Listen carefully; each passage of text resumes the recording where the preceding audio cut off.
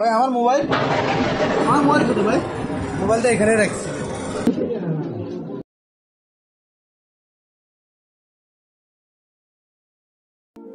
কি হয়েছে? কি হয়েছে? কলটা তো যাচ্ছে না, কি করার? বারবার কল দিচ্ছি, কলটা তো যাচ্ছে না। এখানে রাখছিলাম তো ভাই। আমার মোবাইল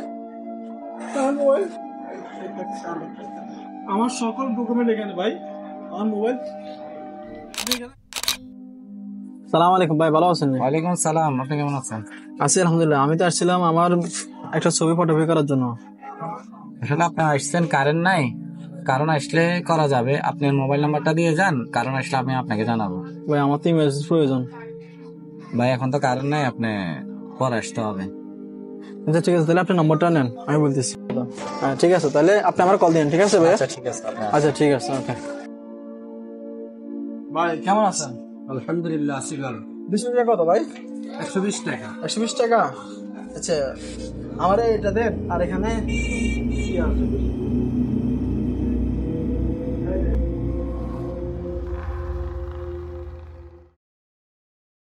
ঠিক আছে দেখেন ভাই। ভাই আমার মোবাইল কোথায় ভাই? মোবাইলটা এখানে রাখছি।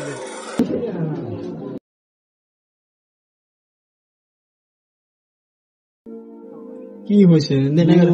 কি হয়েছে? কলটা তো যাচ্ছে না, কি করার? বারবার কল দিচ্ছি, কলটা তো যাচ্ছে না। এখানে রাখছিলাম তো ভাই। আমার মোবাইল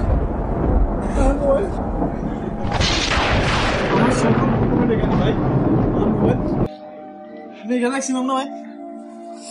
আমার মোবাইল দেখেন কে নিয়ে গেছে নাকি? ভাই এই আমি একটা মোবাইল রাখে গেছি আপনার এখানে।